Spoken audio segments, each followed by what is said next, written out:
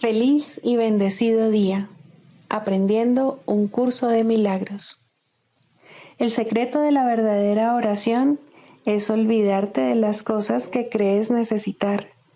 Pedir algo específico es igual que ver el pecado primero y luego perdonarlo. Del mismo modo, al orar pasas por alto tus necesidades específicas, tal como las ves, y las dejas en manos de Dios. Ahí se convierten en los regalos que le haces, pues le dicen que no antepondrás otros dioses a Él, ni que quieres otro amor que el suyo. Este libro es un comienzo, no un final.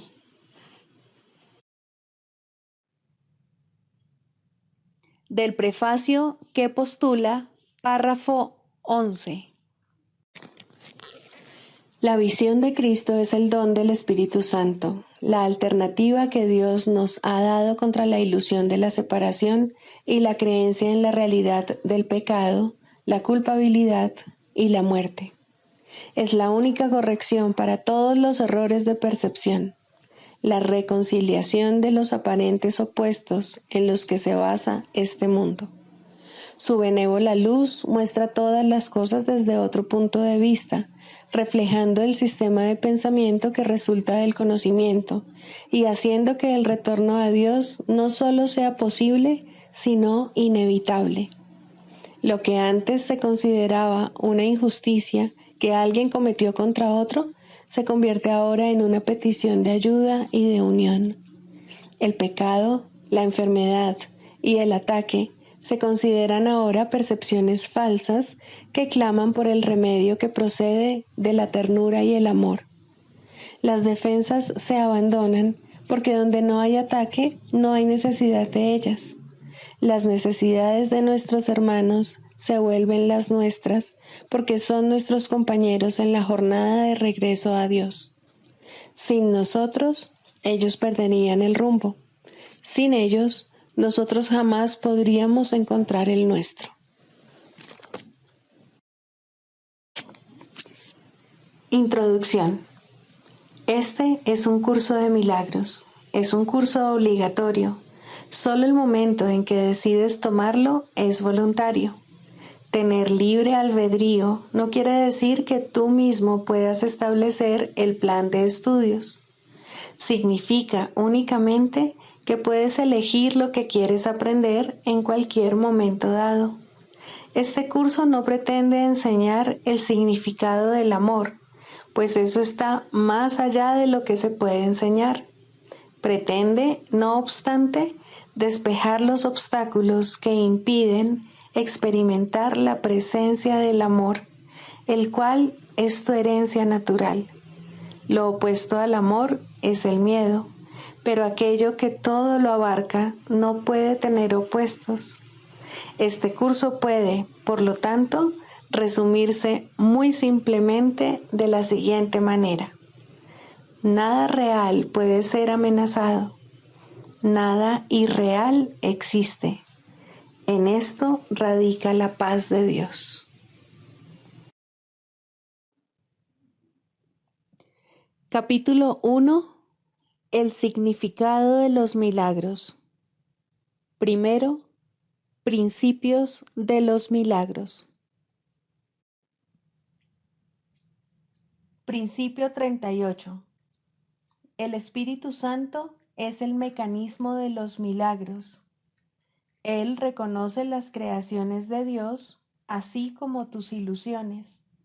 Separa lo verdadero de lo falso mediante su capacidad para percibir totalmente en vez de selectivamente. Capítulo 29. El despertar. Tercero, los testigos de Dios. No condenes a tu Salvador porque Él crea ser un cuerpo, pues más allá de sus sueños se encuentra su realidad. Pero antes de que Él pueda recordar lo que es, tiene que aprender que es un Salvador.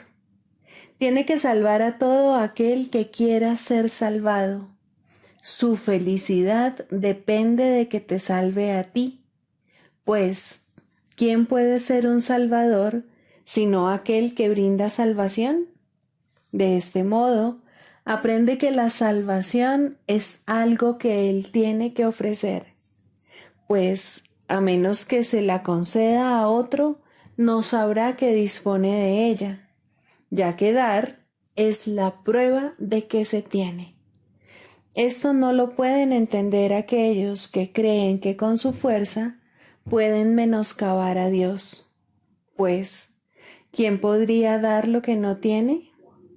¿Y quién podría perder al dar aquello que, por el hecho de darlo, no puede sino aumentar? ¿Crees acaso que el Padre perdió su ser cuando te creó? ¿Crees que se debilitó por haber compartido su amor? ¿Se vio acaso menoscabada su plenitud debido a tu perfección? ¿O eres tú la prueba de su plenitud y perfección? No niegues su testigo en el sueño que su Hijo prefiere a su propia realidad. Su Hijo tiene que ser el salvador del sueño al que dio lugar para poder así liberarse de él. Tiene que ver a otro, no como un cuerpo, sino como uno con él, sin la muralla que el mundo ha construido para mantener separadas todas las cosas vivientes que no saben que viven. En el sueño de cuerpos y muerte aún puede vislumbrarse un atisbo de verdad que tal vez no es más que una pequeña chispa, un espacio de luz creado en la oscuridad donde Dios refulge todavía. Tú no puedes despertarte a ti mismo, no obstante, puedes permitir que se te despierte. Puedes pasar por alto los sueños de tu hermano. Puedes perdonarle sus ilusiones tan perfectamente que él se convierte en el que te salva de tus sueños. Y al verlo brillar en el espacio de luz donde Dios mora dentro de la oscuridad, verás que Dios mismo se encuentra allí donde está su cuerpo. Ante esa luz, el cuerpo desaparece, de la misma manera en que las sombras densas ceden ante la luz. La oscuridad no puede decidir que el cuerpo siga presente. La llegada de la luz supone su desaparición. Verás entonces a tu hermano en la gloria y entenderás qué es lo que realmente llena la brecha que por tanto tiempo pensaste que os mantenía separados. Ahí, en lugar de ella, el testigo de Dios ha trazado el dulce camino de la bondad para que el Hijo de Dios lo recorra. A todo aquel que perdonas se le concede el poder de perdonarte a ti tus ilusiones. Mediante tu regalo de libertad te liberas tú. Hazte a un lado y deja pasar al amor, el cual tú no creaste, pero sí puedes extender. En la tierra, eso quiere decir perdonar a tu hermano, para que las tinieblas desaparezcan de tu mente. Una vez que la luz haya llegado hasta tu hermano a través de tu perdón, él no se olvidará de su Salvador ni lo dejará sin absolver, pues fue en tu rostro donde vio la luz que quiere mantener a su lado, a medida que camina a través de las tinieblas hacia la luz eterna. ¿Cuán santo debes ser tú para que el Hijo de Dios pueda ser tu Salvador en medio de sueños de desolación y de desastres? Observa cuán deseoso llega, apartando las densas sombras que lo mantenían oculto, para poder brillar sobre ti lleno de gratitud y amor. Él es Él mismo, pero no Él mismo solo. Y de la misma manera en que su Padre no perdió parte de Él al crearte a ti, así la luz en Él es aún más brillante, por tú haberle dado tu luz para salvarlo de las tinieblas. Y ahora la luz en ti tiene que ser tan brillante como la que refulge en él. Esta es la chispa que brilla en el sueño, que tú puedes ayudarle a despertar y estar seguro de que sus ojos despiertos se posarán sobre ti. Y con su feliz salvación te salvas tú.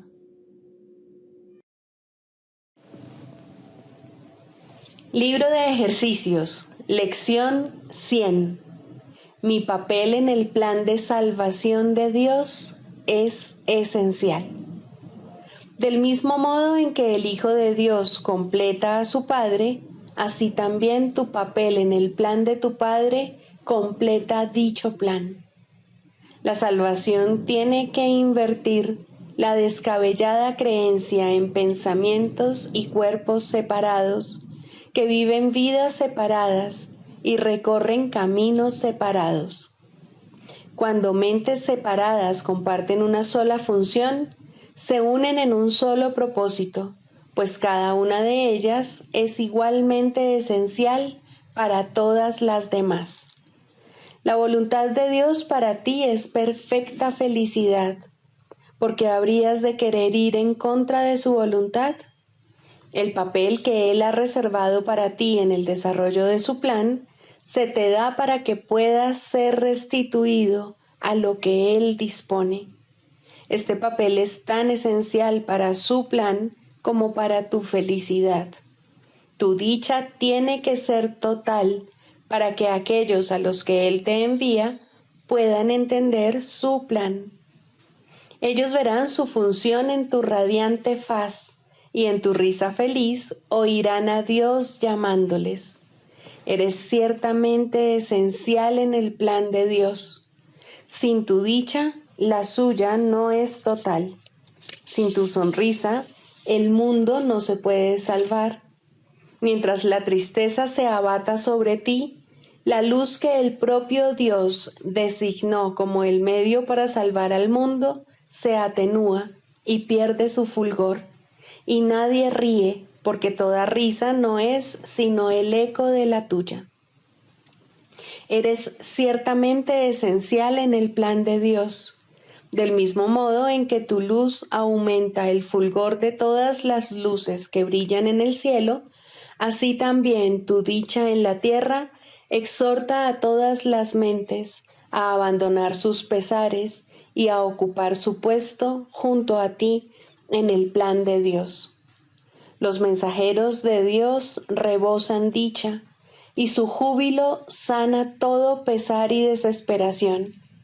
Ellos son la prueba de que lo que la voluntad de Dios dispone para todos los que aceptan los regalos de su Padre como propios es perfecta felicidad.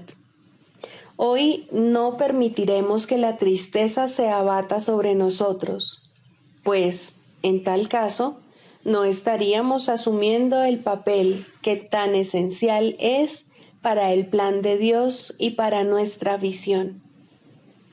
La tristeza es señal de que prefieres desempeñar otro papel en lugar del que Dios te ha encomendado, y así no le muestras al mundo cuán grande es la felicidad que Él dispone para ti, y, por consiguiente, no reconoces que ya dispones de ella.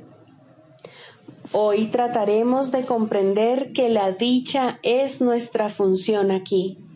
Si te dejas abatir por la tristeza, no solo no estarás cumpliendo tu función, sino que estarás privándote a ti mismo de dicha y al mundo también. Dios te pide que seas feliz para que el mundo pueda ver cuánto ama Él a su Hijo y que su voluntad es que ningún pesar menoscabe su dicha, ni que ningún miedo lo acose y perturbe su paz. Tú eres hoy el mensajero de Dios. Brindas su felicidad a todo aquel que contemplas y su paz a todo aquel que al contemplarte ve su mensaje en tu feliz semblante. Hoy nos prepararemos para esto durante las sesiones de práctica de 5 minutos, dejando que la felicidad brote en nosotros tal como dispone la voluntad de nuestro Padre y la nuestra. Comienza los ejercicios con el pensamiento que la idea de hoy presenta. Luego comprende que tu papel es ser feliz. Esto es lo único que se te pide a ti o a cualquiera que desee ocupar el lugar que le corresponde entre los mensajeros de Dios. Piensa en lo que esto significa. Estabas ciertamente equivocado al creer que se te estaba exigiendo algún sacrificio. De acuerdo con el plan de Dios, tan solo puedes recibir sin jamás perder nada, hacer sacrificio alguno o morir. Tratemos ahora de encontrar esa dicha que nos demuestra a nosotros, así como a todo el mundo, lo que la voluntad de Dios dispone para nosotros. Tu función es encontrarla aquí y encontrarla ahora. Para eso viniste. Ojalá que hoy sea el día en que lo logres. Busca en lo profundo de tu ser, sin dejarte desanimar por los pensamientos pueriles y metas absurdas que pasas de largo a medida que asciendes para encontrarte con el Cristo en ti. Él estará allí y tú puedes llegar a Él ahora. ¿Qué otra cosa preferirías contemplar en lugar de aquel que aguarda para que tú lo contemples? ¿Qué pensamiento pueril podría detenerte? ¿Qué meta absurda podría impedirte triunfar cuando es Dios mismo quien te llama? Él estará allí. Eres esencial en su plan. Hoy eres su mensajero y tienes que encontrar lo que Él quiere que des. No te olvides de la idea de hoy entre las sesiones de práctica de cada hora. Es tu ser quien le llama hoy. Es tu ser quien te llama hoy.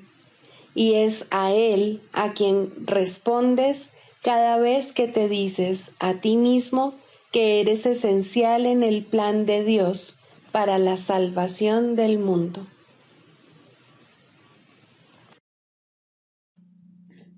Características de los maestros de Dios. 10. Mentalidad abierta. El papel central que ocupa la mentalidad abierta, quizá el último de los atributos que el maestro de Dios adquiere, puede entenderse fácilmente cuando se reconoce la relación que guarda con el perdón. La mentalidad abierta procede de una ausencia de juicios. De la misma manera en que los juicios cierran la mente, impidiéndole la entrada al Maestro de Dios, de igual modo la mentalidad abierta lo invita a entrar. De la misma manera en que la condenación juzga al Hijo de Dios como malvado, de igual modo la mentalidad abierta permite que sea juzgado por la voz de Dios en su nombre. De la misma manera en que la proyección de la culpabilidad sobre él lo enviaría al infierno, de igual modo la mentalidad abierta permite que la imagen de Cristo le sea extendida. Solo aquellos que tienen una mentalidad abierta pueden estar en paz, pues son los únicos que ven razones para ello. ¿Cómo perdonan los que tienen una mentalidad abierta? Han renunciado a todas las cosas que les impediría perdonar. Han abandonado realmente al mundo y han permitido que éste les sea restaurado con tal frescura y en júbilo tan glorioso que jamás hubiesen podido concebir un cambio así. Nada es ahora como era antes. Todo lo que antes parecía opaco y sin vida, ahora no hace sino refulgir. Lo que es más, todas las cosas les dan la bienvenida, ya que ha desaparecido toda sensación de amenaza. Ya no quedan tinieblas que oculten la faz de Cristo. Ya se ha logrado el objetivo. El perdón es la meta final del programa de estudios, pues allana el camino para lo que se encuentra más allá de todo aprendizaje. El programa de estudios no hace ningún esfuerzo por excederse de su verdadero objetivo. El perdón es su único objetivo, en el cual converge en última instancia todo aprendizaje. Ciertamente eso es suficiente. Habrás notado que la lista de atributos de los maestros de Dios no incluye las características que constituyen la herencia del Hijo de Dios. Términos tales como amor, inocencia, perfección, conocimiento y verdad eterna no aparecen en este contexto, pues no serían apropiados aquí. Lo que Dios ha dado está tan remotamente alejado de nuestro programa de estudios que el aprendizaje no puede sino desaparecer ante su presencia. Sin embargo, mientras su presencia esté velada, el enfoque ha de centrarse necesariamente en el programa de estudios. La función de los maestros de Dios es llevar al mundo el verdadero aprendizaje. Propiamente dicho, lo que llevan es un desaprendizaje, que es a lo único que se le puede llamar verdadero aprendizaje en este mundo. A los maestros de Dios se les ha encomendado la función de llevar al mundo las buenas nuevas del completo perdón. Bienaventurados son en verdad, pues son los portadores de la salvación. Manual para el maestro. Pregunta 10. ¿Cómo se deja de juzgar? Los juicios, al igual que los demás mecanismos mediante los cuales se mantiene vigente el mundo de las ilusiones, es algo que el mundo no entiende en absoluto. De hecho, se les confunde con la sabiduría y se usan como sustituto de la verdad. Tal como el mundo usa el término, un individuo es capaz de tener buen juicio o mal juicio, y su educación tiene como objeto reforzar el primero y minimizar el segundo. Existe, no obstante, una gran confusión con respecto a lo que significan esas categorías. Lo que es buen juicio para uno es malo para otro.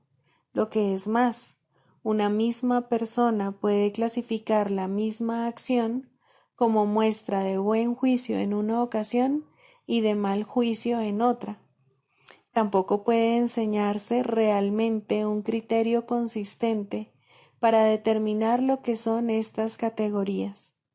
En cualquier momento, el estudiante puede estar en desacuerdo con lo que su supuesto maestro dice acerca de ellas, o el maestro mismo puede ser inconsistente en lo que cree.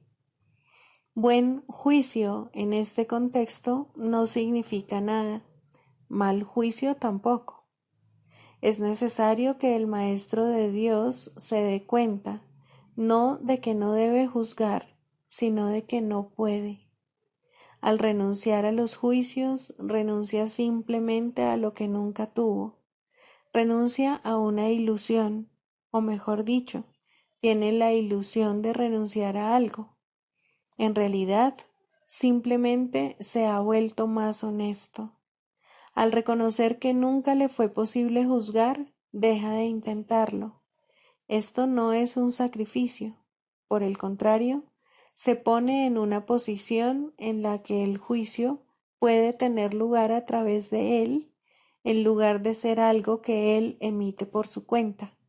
Y este juicio no es ni bueno ni malo, es el único juicio que existe y es solo uno.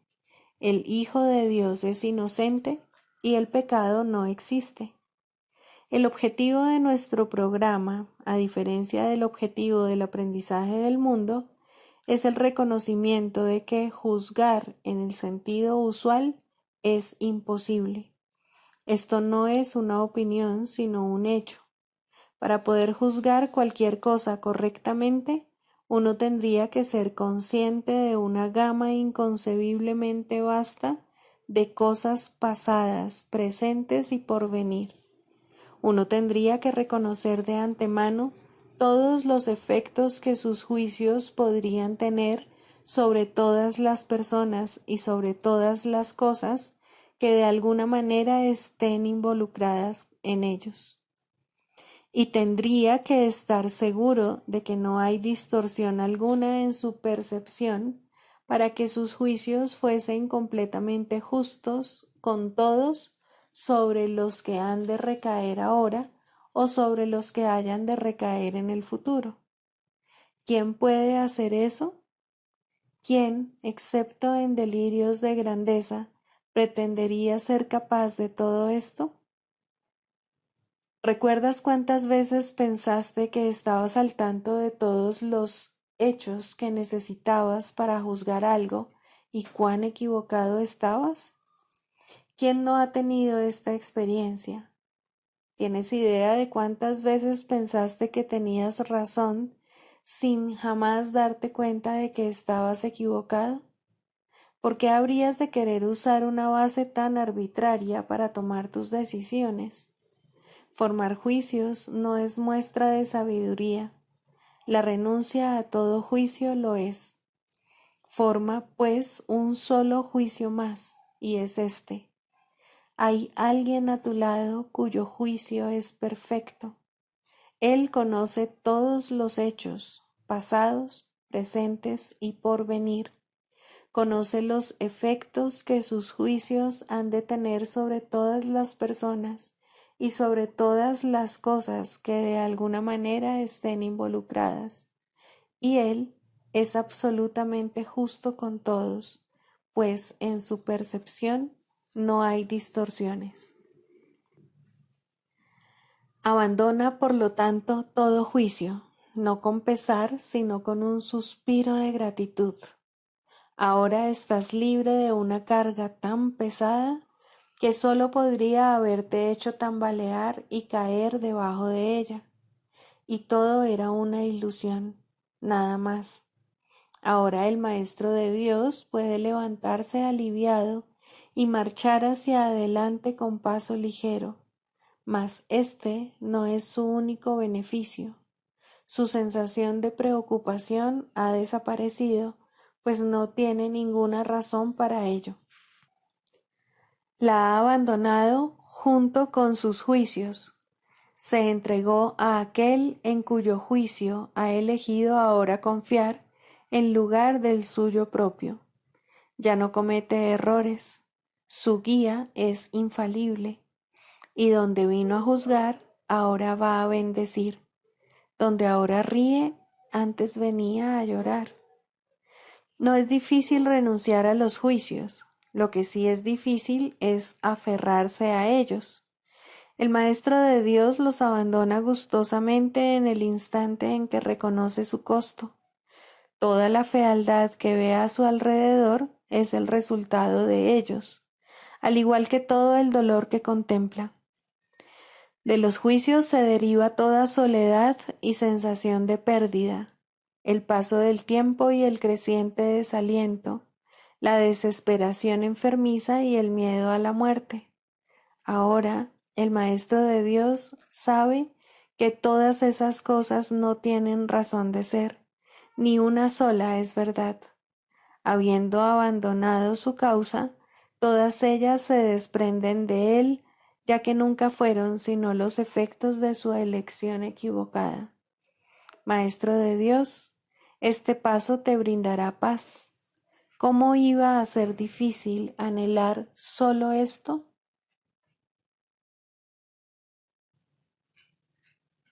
Clarificación de términos. El perdón, la faz de Cristo. El perdón es el medio que nos lleva a Dios y que nos permite alcanzarle, mas es algo ajeno a Él. Es imposible concebir que algo creado por Él pueda necesitar perdón. El perdón, entonces, es una ilusión, pero debido a su propósito, que es el del Espíritu Santo, hay algo en ella que hace que sea diferente. A diferencia de las demás ilusiones, nos aleja del error en vez de acercarnos a él. Al perdón podría considerársele una clase de ficción feliz, una manera en la que los que no saben pueden salvar la brecha entre su percepción y la verdad. No pueden pasar directamente de la percepción al conocimiento, porque no creen que esa sea su voluntad. Esto hace que Dios parezca ser un enemigo en lugar de lo que realmente es, y es precisamente esta percepción de mente la que hace que no estén dispuestos a simplemente ascender y retornar a Él en paz.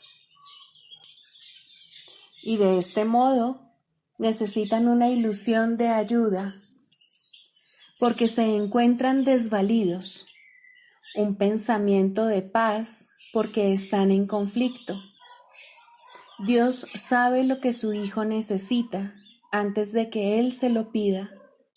Dios no se ocupa en absoluto de la forma, pero al haber otorgado el contenido, su voluntad es que se comprenda, y eso basta. Las formas se adaptan a las necesidades, pero el contenido es inmutable, tan eterno como su creador. Antes de que el recuerdo de Dios pueda retornar, es necesario ver la faz de Cristo. La razón es obvia. Para ver la faz de Cristo se requiere percepción. El conocimiento no es algo que se pueda ver, pero la faz de Cristo es el gran símbolo del perdón, es la salvación, es el símbolo del mundo real. El que la ve deja de ver el mundo. Está tan cerca ya del umbral del cielo como es posible estar mientras aún esté afuera. Mas desde ahí, un paso más basta para entrar. Es el paso final, y ese se lo dejamos a Dios. El perdón es un símbolo también, pero en cuanto que símbolo exclusivo de la voluntad del Padre, no puede ser dividido. Y así, la unidad que refleja se convierte en su voluntad. Eso es lo único que aún está en el mundo en parte y que, al mismo tiempo, es el puente que conduce al cielo. La voluntad de Dios es lo único que existe. Lo único que podemos hacer es pasar de la nada al todo, del infierno al cielo. ¿Es esto una jornada? No, en verdad no lo es, pues la verdad no va a ninguna parte. Pero las ilusiones cambian según el lugar o la época.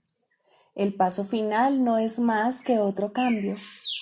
Por ser una percepción, es en parte irreal.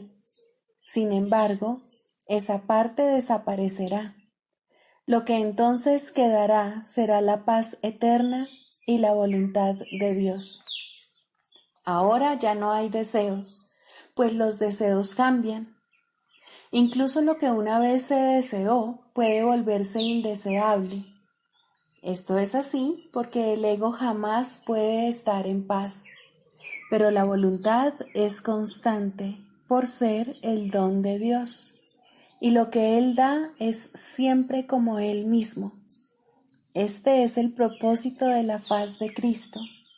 Es el regalo de Dios para la salvación de su Hijo. Contempla únicamente esto y habrás sido perdonado. Cuán hermoso se vuelve el mundo en ese instante en el que ves la verdad acerca de ti mismo reflejada en él. Ahora estás libre de pecado y contemplas tu impecabilidad. Ahora eres santo y así lo percibes. Y ahora la mente retorna a su Creador, la unión de Padre e Hijo. la unidad de unidades que se encuentra detrás de toda unión, aunque más allá de todas ellas. No se ve a Dios, sino que únicamente se le comprende. No se ataca a su Hijo, sino que se le reconoce.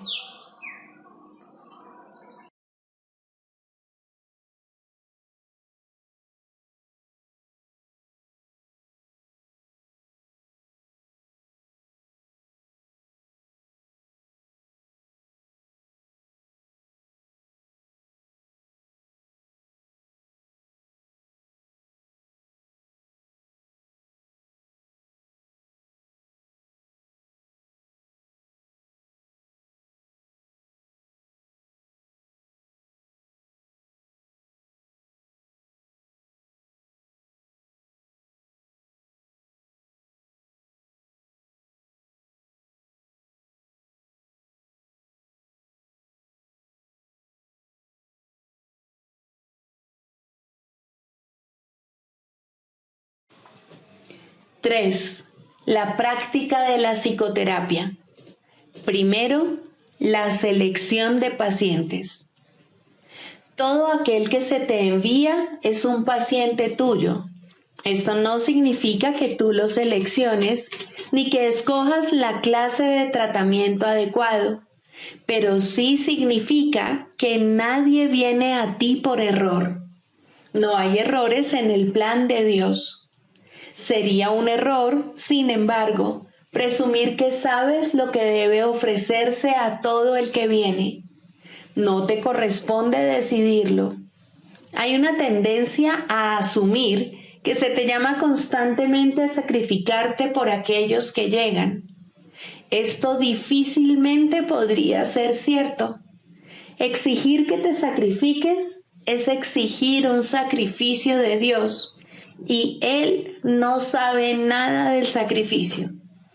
¿Quién podría pedirle a lo perfecto que sea imperfecto? ¿Quién decide entonces lo que cada hermano necesita? Seguramente no tú, que aún no reconoces quién es aquel que pide. Hay algo en él que te lo dirá si escuchas. Y esa es la respuesta. Escucha. No exijas, no decidas, no sacrifiques. Escucha. Lo que oyes es verdad. ¿Mandaría Dios su Hijo a ti sin estar seguro de que reconoces sus necesidades? Piensa lo que Dios te está diciendo. Él necesita que tu voz hable por Él. ¿Podría ser algo más santo? ¿O ser un regalo mayor para ti? ¿Preferirías escoger quién sería Dios o escuchar la voz de aquel que es Dios en ti? Tus pacientes no necesitan estar físicamente presentes para que les sirvas en el nombre de Dios. Esto puede ser difícil de recordar, pero Dios no va a consentir que sus regalos para ti se limiten a los pocos que en efecto ves. Puedes ver otros también, pues la visión no está limitada a los ojos del cuerpo. Algunos no necesitan tu presencia física, te necesitan tanto y tal vez más en el instante en que se envían. Los reconocerás en la forma que pueda ser más útil para ambos. No importa cómo vengan, serían enviados en la forma en que sea más útil. Un nombre, un pensamiento, una imagen, una idea, o tal vez simplemente una sensación de estar llegando a alguien en alguna parte. La unión está en las manos del Espíritu Santo. No se puede evitar lograrla. Un terapeuta santo, un maestro de Dios avanzado, nunca olvida una cosa. No fue él quien hizo el currículo de la salvación, ni quien estableció su parte en él.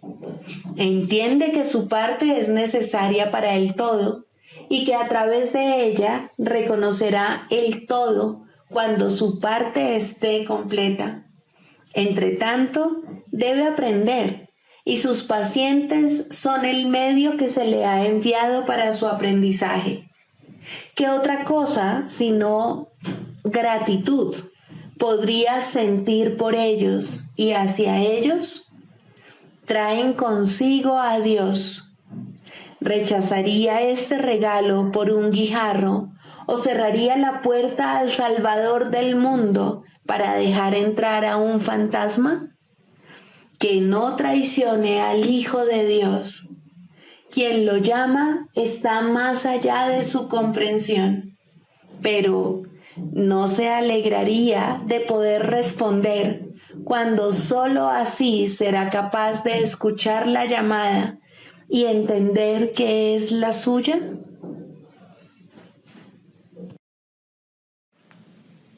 El canto de la oración.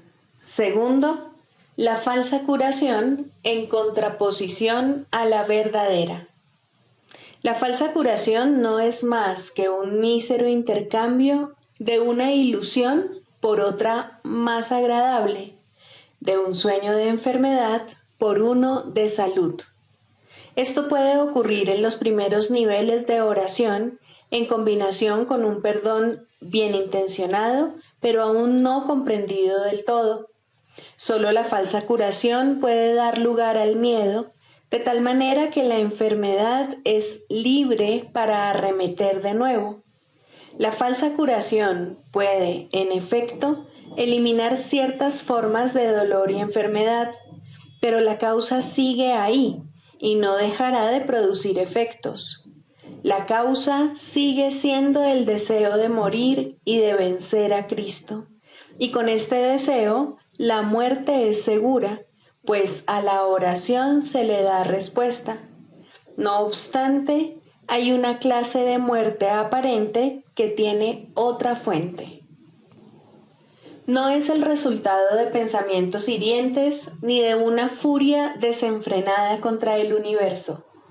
Significa simplemente que la utilidad del funcionamiento del cuerpo ha concluido, de manera que se elige abandonarlo en forma similar a como uno se desprende de una vestimenta desgastada.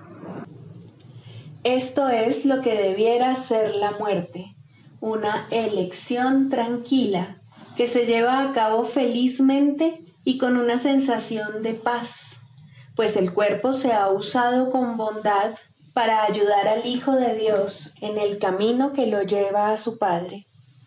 Le damos las gracias al cuerpo por el servicio que nos ha prestado, pero nos sentimos agradecidos también de que ya no haya necesidad de seguir transitando por el mundo de las limitaciones, ni de alcanzar al Cristo en formas borrosas y, a lo sumo, poder verlo claramente en amorosos destellos.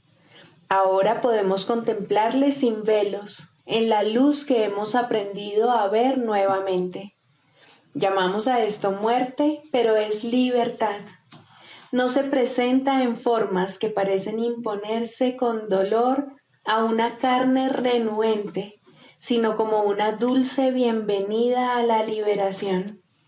Si ha habido verdadera curación, esta puede ser la forma en que la muerte llegue cuando sea el momento de descansar por un rato de la labor gustosamente realizada y gustosamente concluida. Ahora nos dirigimos en paz a una atmósfera más despejada y a climas más suaves, donde no es difícil ver que los regalos que dimos nos fueron salvaguardados. Cristo nos resulta más claro ahora. Su visión es más sostenida en nosotros. Su voz, la palabra de Dios, más claramente nuestra. Este sereno pasar de un nivel de oración más elevado a un tierno perdón de las cosas del mundo solo puede recibirse con agradecimiento. Pero primero, la verdadera curación tiene que haber bendecido a la mente con amoroso perdón por los pecados con los que soñó e impuso sobre el mundo. Ahora sus sueños se desvanecen en un tranquilo descanso. Ahora su perdón viene a sanar el mundo y está lista para partir en paz, pues la jornada ha llegado a su fin y las lecciones se han aprendido. Eso no es muerte de acuerdo con el pensar del mundo, pues la muerte es cruel ante sus atemorizados ojos y se manifiesta en forma de castigo por el pecado. ¿Cómo podría entonces ser una bendición? ¿Y cómo puede dársele la bienvenida cuando se le debe temer? ¿Qué curación ha tenido lugar en semejante visión de lo que no es, sino la apertura del portal a un nivel de oración más elevado y a la dispensación de una amorosa justicia? La muerte es una recompensa, no un castigo, pero este punto de vista solo puede proceder de una curación que el mundo no puede concebir. No hay tal cosa como una curación parcial. Lo que solo intercambia ilusiones no ha hecho nada. Lo que es falso no puede ser parcialmente cierto. Si has sanado, tu curación es total. El perdón es el único regalo que puedes dar y el único que puedes recibir. La falsa curación se basa en la sanación del cuerpo, pero deja la causa de la enfermedad intacta, lista para arremeter de nuevo hasta que, en aparente victoria, provoca una muerte cruel. Se puede mantener a raya por algún tiempo y puede haber un breve respiro mientras aguarda para descargar su venganza contra el Hijo de Dios. Mas no se puede superar hasta que toda la fe que se había depositado en ella se deje de lado y se ponga en cambio en el sustituto que Dios ha provisto para los sueños malvados, un mundo en el que no hay un velo de pecado que lo mantenga en las tinieblas y desconsolado. Por fin las puertas del cielo se abren de par en par y el Hijo de Dios es libre para entrar al hogar que está listo para darle la bienvenida y que fue preparado antes que el tiempo fuese y que aún continúa esperando por él.